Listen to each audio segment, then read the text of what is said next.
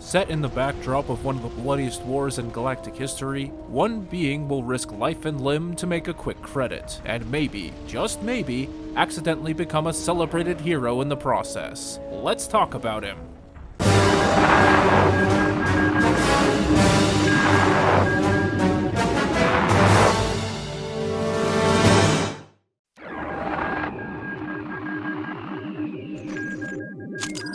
Sukui Garnervon. I am Tad Larkin, the lore master of Manda-LORE, and today I'll be digging through the archives to elaborate on the galaxy's greatest con artist, Marn Hieroglyph. Marn Griff Hieroglyph was a male Snivian, born sometime around 4,000 years before the Battle of Yavin, to Garl and Glomkettle Hieroglyph on the Outer Rim world of Kadomai Prime. Surprisingly enough, Marn was born into a rather affluent family, which you wouldn't expect one who makes a living off of larceny and racketeering to come from money. No, instead, Marn's journey to the criminal underworld came from acting out while living in the shadow of his talented older brother, who went on to become an established holofilm actor. As a child, he often skipped school and blackmailed the headmaster into editing his attendance record. Marn even tried to auction off his school to off-world investors, which promptly got him expelled. But even while being homeschooled, Marn framed his tutor for racketeering, which would eventually earn him a trip to a school for troubled youths on Terrace, one he would never attend. Instead, Marn hung out with criminals in Terrace's seedy lower city, falling in with the Hidden Becks gang and even a brief stint with the Terrace branch of the Exchange Crime Syndicate, led by Davik Kang, before deciding the gang life wasn't for him and going solo. Some of the more infamous scams he ran on Terrace include running a fake holothon to urge viewers to donate to one of his many aliases' fictitious charities, attempting to artificially inflate the demand for unpalatable fleek eel and referring buyers to another alias for their product while making off with their cash, and helping a fugitive escape Terrace by hiring an Arcanian junker to rig an old escape pod into a shipping container for him to hide in, and promptly not paying him. Griff's exploits were enough to earn him the attention of not just the planetary police forces on Terrace, but the whole Sector Constabulary, which then worked with the Jedi Order, who at this time had a temple on Terrace, to help catch him. Luckily for him, though, the Jedi assigned to his case was the inept Padawan learner Zayne Carrick. By 3964 BBY, just as the destructive Mandalorian wars were escalating across the Outer Rim, Marn had several run-ins with Zayne, but was able to get the drop on him every time. However, Zayne, eager to impress his master, Lucian Dre, doubled his efforts to catch the mischievous Hieroglyph, attempting to catch him in several scams, such as a blaster power pack racketeering operation, and a scam to switch outgoing shipments of Lum Ale with sewage and selling off the ale. It was only during Zayne's 9th attempt that he managed to finally apprehend Marn, while he was trying to sell damaged bulk loader droids that Zayne destroyed during his failed Lum Ale bait and switch. However, fate would turn in the Snivian's favor, as Zayne was now a fugitive himself, after his master and 5 others murdered his fellow Padawan peers during a supposed knighting ceremony, and blamed the fashionably late Zayne for their deaths. Zayne and Marn were now in this together. A small side tangent before we continue, Jedi Master Lucian Dre, along with the other 5 Jedi Masters on the Terrace Council, were what were called Jedi Seers, and members of a covert organization within the Jedi Order called the Jedi Covenant, which was started by Dre's mother shortly after Exar Kun's defeat in the Great Sith War 30 years prior, and was devoted to denying the return of the Sith at whatever the cost, including, apparently, killing Padawans, but we'll get to that later. Now, back to our Snivian friend. Still cuffed to Zayne's speeder, Marn held on for dear life as Zayne weaved through Terrace air traffic to evade the Jedi Masters in hot pursuit, while making their way to the lower city, not before diverting the Masters to the Rakghoul-infested Undercity to buy them time. With Marn's face now plastered all over the news as an accessory to murder, which greatly offended the self-proclaimed criminal mastermind, he resorted to the last option he had to get off Terrace, and went to the Arcanian junker he previously hired and skimped out on paying, but unsurprisingly, Camper and his younger Arcanian ward, Jariel, refused to help Marn and Zayne. That was until the Jedi Masters arrived. The Arcanians, being on the run themselves, had no choice but to force their old junk hauler, the last resort, to lift off, taking Marn and Zayne with them, and they sought shelter within Terrace's asteroid belt while they figured out their next move. Eager to figure out why his masters murdered his friends and attempted to kill him, Zayne sought to retrace his steps and convince the others to move the last resort to Terrace's rogue moon, where Zayne and his fellow Padawans had their last training exercise. There, he found a T-1LB loader droid that was pushed off of a cliff, but was able to reactivate it and discovered that it had witnessed the Masters having a collective vision of what they believed to be one of their Padawans falling to the dark side, and their subsequent pact to kill all of their Padawans just to be sure. Hieroglyph, meanwhile, after picking up Zayne and Jariel from the rogue moon when the Terrace Civil Authority caught up with them, was faced with a choice. Pirates had now ensnared the last resort and were taking them captive, but the Snivian chose instead to save his own skin, offering them access to all of his storehouses if they just took Zayne instead, to which the pirates agreed. Perhaps for the first time in his life, Marn Hieroglyph felt something he had never felt before: guilt. So he proceeded to bribe the pirates to let them go, and worked with Camper and Jariel to break Zayne out of the Jedi Tower. It was now the four of them against the galaxy, with Marn, of course, being the self-proclaimed brains of the operation, with Zayne as his force-wielding henchman. Now on the run, it wasn't long before the quartet began to run out of food and supplies, requiring Marn to come up with a plan. At a remote mining camp on the outer rim world of Vanquo, Zayne was sent in disguised as a beggar. Meanwhile, Jariel was dressed up as Jedi Master Kiana while waving Zayne's lightsaber, and Marn broadcasted her to the camp communication center, where they successfully convinced the miners that the Mandalorians were attacking Vanquo. With the miners now evacuating the camp as quickly as possible, it seemed to them that Marn's plan had worked, with one teeny tiny exception. The Mandalorians were actually now invading Vanquo, and Jariel was captured and taken to a Mandalorian prison outpost on Flashpoint, where they experimented on Jedi captives. Assisted by the Mandalorian defector, Roland Dyer, they hatched another scheme to rescue Jariel, where Roland would bring in a captured Zayne to Flashpoint, and after incapacitating Demigul, the feared Mandalorian biologist running the experiments on the Jedi captives, Zayne would pose as him in his armor, and use the Force to place mining charges on several Mando ships. Meanwhile, Marn, taking up the persona of Admiral Hieroglyph of the Republic cruiser Glomkettle, sent a communication to Flashpoint Station, threatening to strike the station if they did not surrender, and Zayne's carefully placed mining charges convinced the Mandalorians that the bombardment had begun, and promptly evacuated, allowing Zayne and Roland to spring Jariel and the rest of the imprisoned Jedi.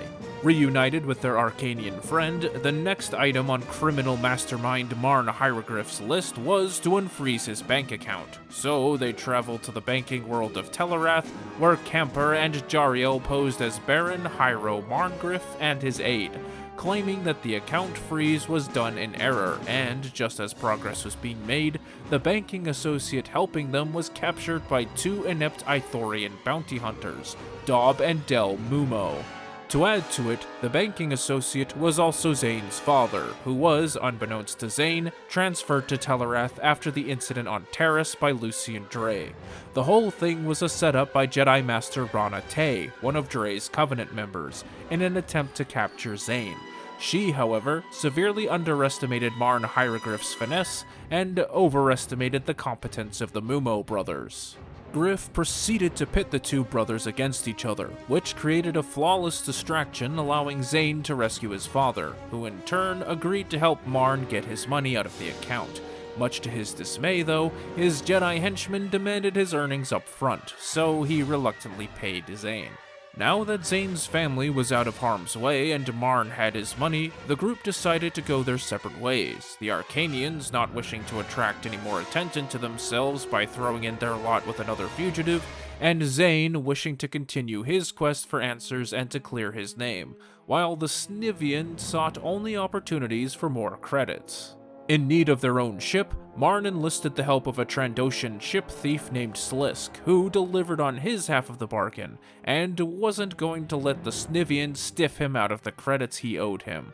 But luckily for Hieroglyph, Zayne helped him out by collapsing a cargo crane near the Trandoshan, where Marn pushed him out of the way in the nick of time. Marn was only trying to get Slisk to owe him a favor, but got more than he bargained for when the Trandoshan pledged a life debt to him, scoring him both a ship and a new henchman for his posse.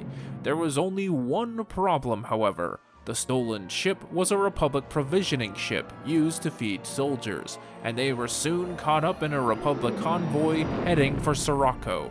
Not wanting to be caught as ship thieves, they went along with it, and Hieroglyph saw an opportunity to make money, using the vessel to open up their own restaurant, the Little Bivioli. Slisk turned out to be a surprisingly good cook, and the Little Bivioli quickly became the favorite eatery for the Republic ground troops stationed on Serrocco.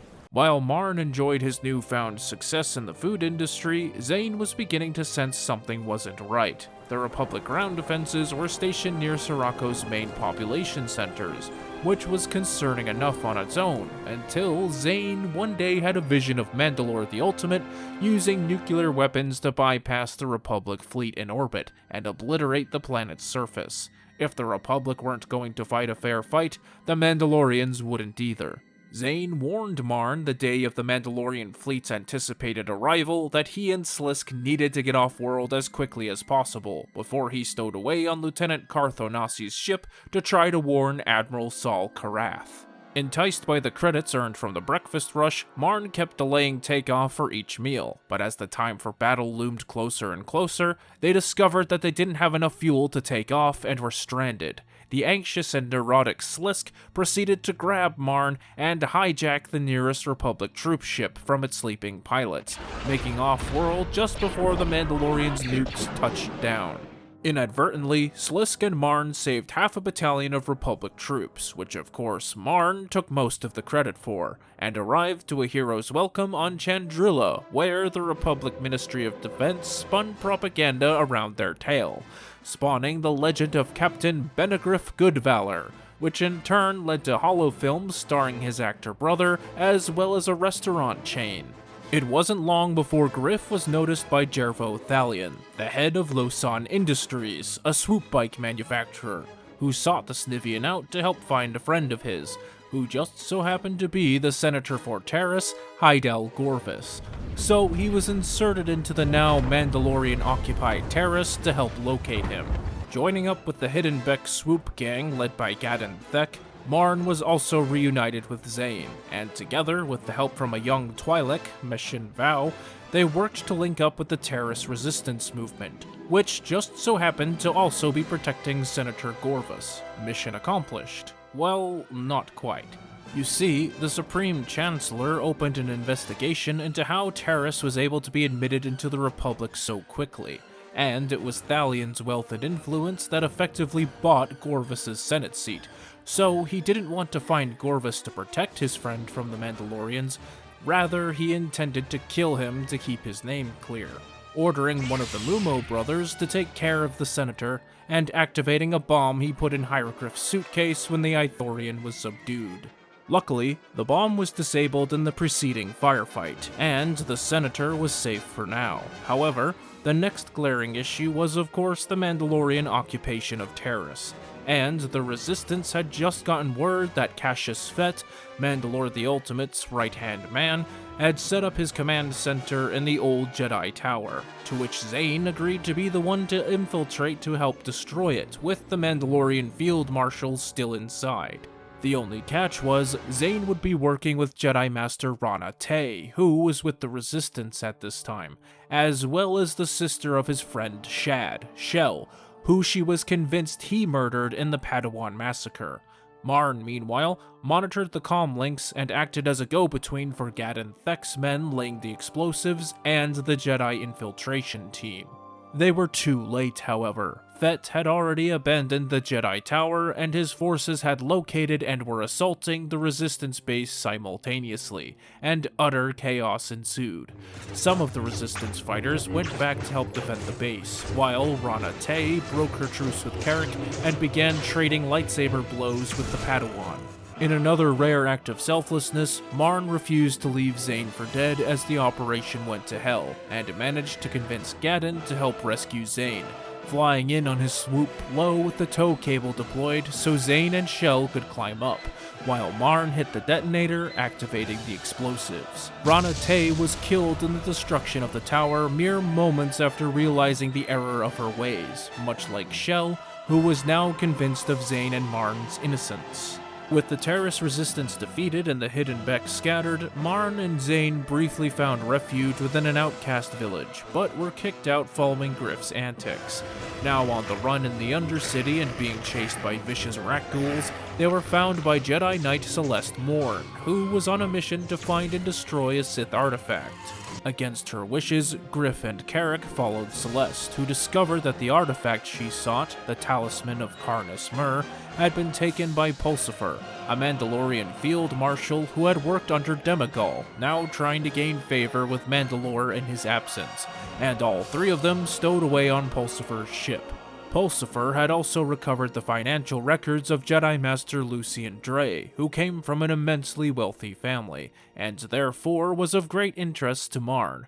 While the Jedi were concerned with the Sith artifact, Marn would be keeping an eye out for those financial records. Landing at a staging area on the Arctic world of Jebel, Marn and Zayne were press-ganged into the Mandalorian ranks, where they learned they were assembling for an assault on Alderaan, while Celeste attempted to find Pulsifer to reclaim the talisman.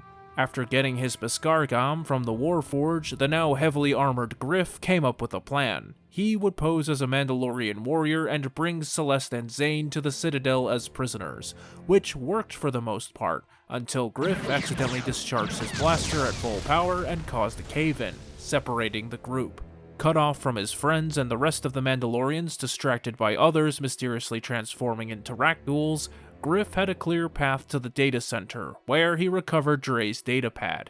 He had hoped to find Dre's financial records, however he stumbled upon something more sinister. Logs of all of those in his and the Covenant's employ, among them Celeste Morn. He eventually found Zayne strapped to a table with Celeste Morn now wearing the talisman, which was recently discovered to have created the Rakghoul Plague in the first place, and with it, the Jedi Knight now had full command of a Mando Rakghoul army, whilst the spirit of Carnus Mur slowly corrupted her. Luckily, Zayne was able to get through to her and she came to her senses, though she was unable to take off the talisman. They had her interred and drape a oubliette, which would effectively preserve her in a sort of painful stasis until they could figure out how to remove it. Afterward, the duo were rescued by Jariel, Roland, and a Jedi Padawan who Jariel befriended on Flashpoint, Alec, as the Mando Rakghouls closed in. On the way out, Zayne warned the incoming Cassius Fett about the situation, to which Fett resolved by nuking the site from orbit, and Celeste Morn with it. Or so Zayne thought. I will no doubt dive deeper into Celeste Morn's history in a future transmission. Before her interment, Celeste instructed them to take the oubliette to the Fiorian homeworld of Odrin. There, the Covenant had a storehouse of Sith artifacts and researchers within the sacred Temple of the Exalted, before giving them the key to the lab. And although they thought Celeste and the oubliette were destroyed, they traveled to Odrin anyway, to gather evidence to present to the Jedi High Council of Lucian's treachery. Much to the chagrin of the native Fiorians, they only allowed one outsider at a time to enter the Temple of the Exalted, so Jariel, now in another Jedi disguise, and with the help of the Mumo brothers, smuggled Marn and Zayne into the temple, where they began cataloging the collection of Sith artifacts. Things became complicated when Jedi Master Feln, one of Lucian's conspirators and current Exalted One of Odrin, arrived and captured Carrick and Hieroglyph. But before he could kill them, he was reminded by the Fiorian Borjak that they had entered the sanctum and could only be challenged to unarmed combat.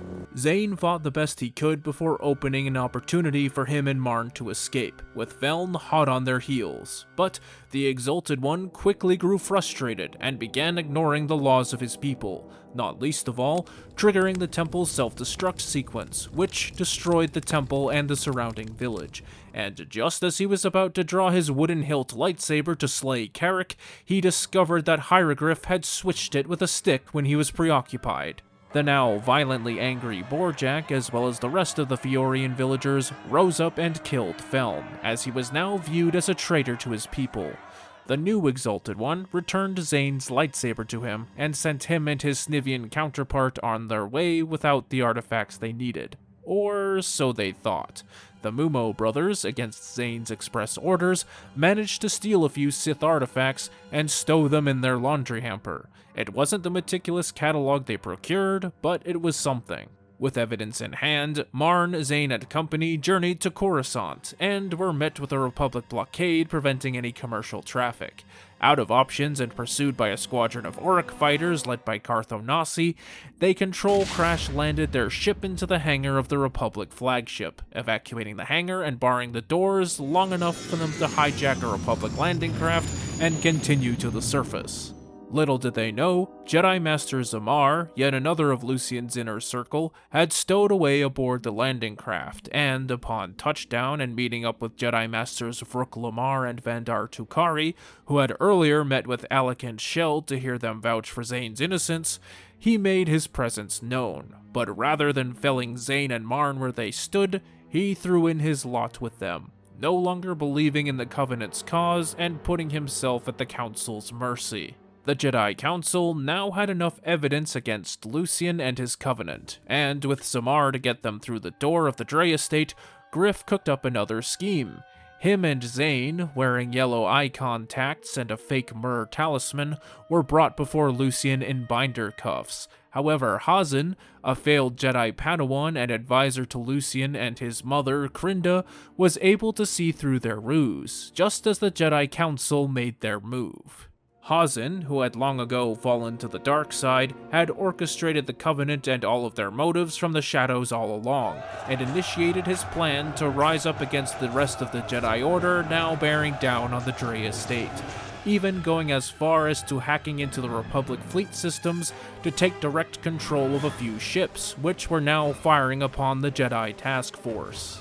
With the jig up, Hazen utilized some of the Sith artifacts to evade blows from both Dre and Carrick. Meanwhile, Marn scurried to find Lady Krinda, who was now slowly dying in a stasis chamber, not unlike the oubliette Celeste Morn was placed in, with Jedi Master Kiana Leah thinking she had failed her master, drinking poison and succumbing, despite Marn's best efforts to dissuade her. He then brought the dying Krinda down to Lucien, who, with her last breaths, professed to her son her immense shame and disappointment in him for killing the Padawans, rather than bringing them to her so they could figure out the deeper meaning behind their premonitions. Enraged, Lucien blamed Griff for her death and lunged at him, but Zayne held him off.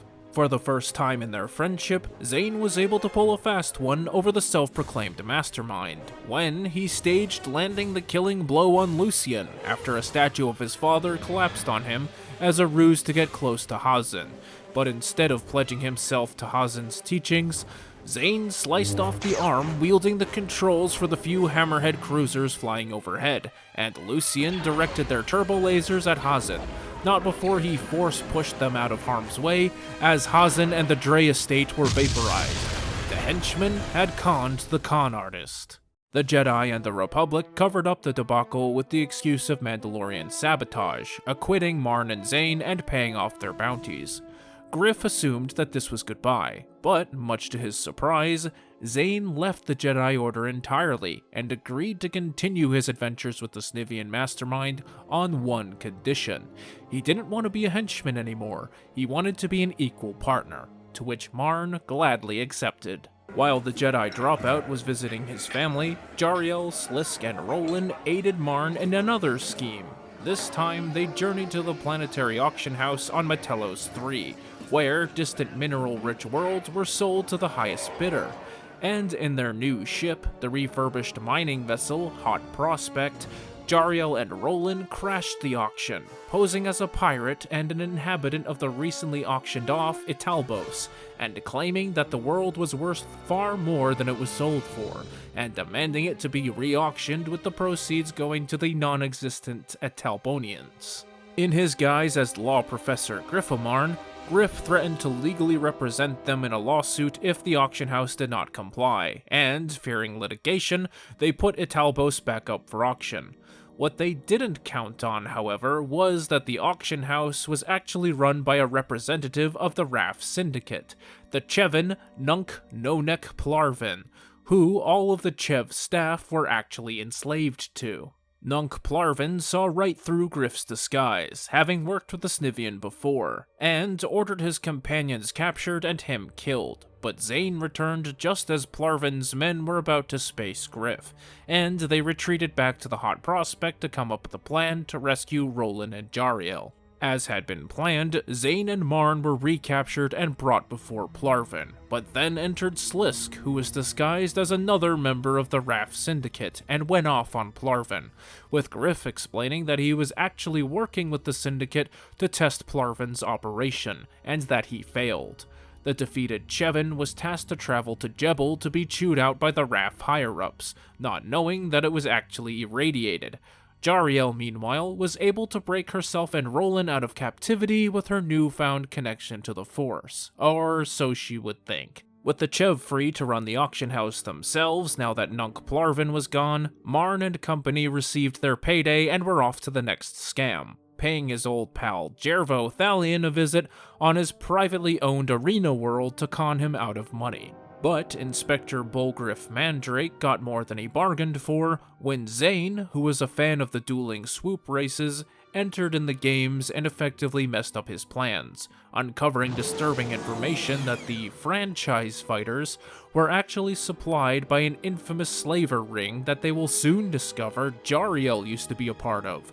For Griff, this ceased being about scamming Jervo and more about taking him down a notch.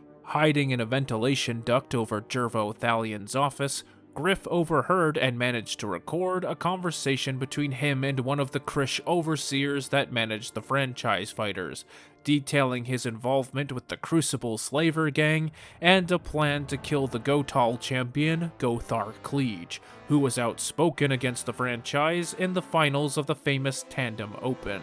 During the Tandem Open, with Griff disguised in a mascot costume, he handed off a data cube containing the recording of Jervo to Jariel, who, herself in disguise as well, seduced the composer for the games and got close enough to him to switch the data cube containing his score for the final swoop duel with the recording, as well as Cleage's original retirement speech before it was spliced up and dubbed over. As Zayne, Gothar, and his son managed to escape the arena, the composer was cued, and while Jervo Thalion was being chased out of his box seat by a mob of angry spectators, Roland, who was entered into the games alongside Zayne, became the de facto victor, and an unintentional galactic sports hero. Little did Griff know, this stunt would not only ruin Jervo's reputation, but also get him killed by none other than Shantique, a deadly higher-up within the Crucible. Unbeknownst to Griff, Zayne had uncovered Jariel's checkered past with the Crucible, and agreed to help her right her past wrongs. So, when Zayne convinced him to take the Hot Prospect to mine crystals from a comet claimed by a dust-diving operation run by Sungrazer Cooperative, he was a little in over his head when Zayne and Jariel returned with about 80 enslaved dust divers, and a slaver ship in hot pursuit, captained by Dace Galliard, the slaver who recruited Jariel. With the Hot Prospect unable to enter hyperspace because Griff had started processing the crystals within the ship's centrifuge, and with her only one small fixed position laser cannon for defense, the crew had to get creative, deactivating the Hot Prospect's inertial dampeners and sending her into a spin, allowing her multiple shots into Galliard's hull as well as a clean getaway. By now, the jig was up, and Griff was told about Jariel, the Crucible, and their plan to stop them. So, with his hide now dragged into this mess, he began cooking up a scheme, persuading Zayne to pose as a Marooned Republic officer, which he would in turn be captured and brought to one of the Crucible training centers, which, backfired horribly, and they weren't even able to track him during his time in the fighting pens of Volgax. The mission succeeded only in causing a rift between Zayne and Jariel when Zayne learned more about her past from Shantique before he managed his escape. Not long after, they received news that Demigol had woken up from his coma and was awaiting trial on Coruscant, so they traveled there to testify. However, things got a little awkward when Zayne spotted two large bronzium statues of Griff and Slisk in front of what appeared to be their restaurant, and the Snivian was forced to recount his escape from Serrocco and his newfound fame. Zayne had his own secret come out on Coruscant as well. He had borrowed money from Griff without him technically knowing, to start a non-profit organization in honor of his friends slain in the Padawan massacre called the Rogue Moon Project. It was during a conversation concerning Roland that Elby, the bulk loader droid, remarked that the Mandalorian they were traveling with was not Roland. Noticing a significant difference in weight during 2 occasions he had picked up a crate containing him before and after the mission to Flashpoint. They quickly realized that they had been traveling with Demigol all along, who drugged Roland and switched his armor back on Flashpoint. Never mind that Jariel was traveling to find her old classmates from her life before she was taken by the Crucible with who they now knew was Demigol, they would go and help her later. They first needed to rescue the real Roland, who was being tried for Demigol's crimes, so they disguised themselves as Coruscant security force officers and secured a getaway speeder. And when Roland inevitably lunged at Alec, now going by Malik, who was interrogating him before the Senate, they whisked him away to the speeder, making it look like they were bringing him back to his cell, but brought him back to Rogue Moon HQ instead.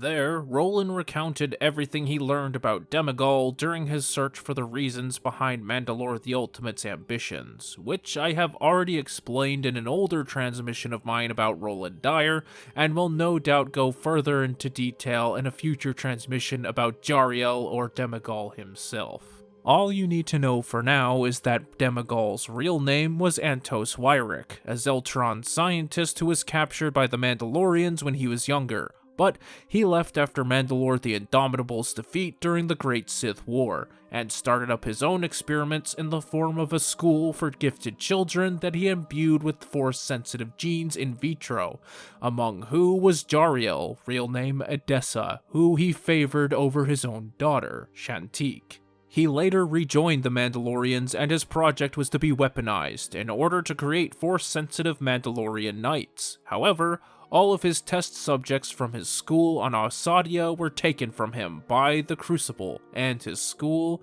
his lab, burnt to the ground. In order to find Osadia, Zayne was able to pull a favor with Cassius Fett, who lured Admiral Karath's fleet into a battle that would never take place, in order to capture Dace Galliard, who was waiting in a nearby asteroid field to scavenge the potential wreckage, and in doing so, they managed to locate the world from Galliard's navigational logs. On their way to Osadia, Griff asked Zayne a question that had been boggling his mind ever since he met the young Jedi dropout. Just how was it that every time he tried to use the Force, something both good and bad would happen, claiming that the kid always caught a bad break, to which Zayne explained he viewed it as a learning disability. Now understanding, Griff viewed it differently, equating it to Pazak of all things, and cheekily explaining to his young apprentice that everything balances out for him, and that he should take advantage of it. A revelation Zayne would come to upon arriving on Osadia, just as Shantique was trying to kill Jariel, using a stolen Sith artifact, the double-bladed lightsaber of Exar Kun. However, the fight would turn into Shantique versus her father, when Demigol, now revealed to be Antos Wyrick, got involved, and the ensuing fight resulted in Antos inadvertently impaling both Shantique and himself with Kun's lightsaber. Everything balances out, just as Griff had remarked. Griff's final con on his old henchman occurred days later back on Coruscant, where the now respectable Snivian restaurateur was catching up with his young ex-Jedi friend. But just as Zayne was about to leave, Griff needed him to wait tables one last time, noting that table 17 had a very special and important customer that needed to be taken care of, setting Zayne and Jariel up on a long-awaited date. Marn Hieroglyph was still the mastermind. For the rest of the war, Marn would go on to enjoy his success making an honest living with Good Valor's Little Bivioli, even arranging live performances for the propaganda ministry, and occasionally lending a hand to Zayne whenever he landed himself in trouble. It is unknown what fate ultimately befell Marn Hieroglyph after the Mandalorian Wars, but his Little Bivioli has since long gone out of business, and the bronzium statues of him and Sliss kept disappeared from the ever-changing Coruscant cityscape. We do know that a holo recording of him and Zayne Carrick explaining the Myrrh Talisman to the Jedi Council survived for millennia, and led Darth Vader recovering Drapa's oubliette and unfreezing Celeste Morn, a tale which deserves its own transmission. This ends my findings on Marn Hieroglyph. If you have any suggestions for future transmissions, don't be afraid to drop a comment. Special thanks to my Ori Ramakad tier patrons, Batterai, Bowfix, Brendatsky Kabor, Cherryman, Hawk2274, Ian Waller, Jaleel, John Hollingsworth, Cal Scarata, Kiankir, Matt Patton, Mayo4, The Commando Droid, Scruffy Looking Nerfherder, Weston Simmons, Wire Fox Terrier, Zim the Despot, and Zexen. If you'd like to support this channel, please visit my Patreon to find out how. Or if you want to make a one-time donation, buy me a calf. More accurately, buy my wife a calf, because I don't drink coffee.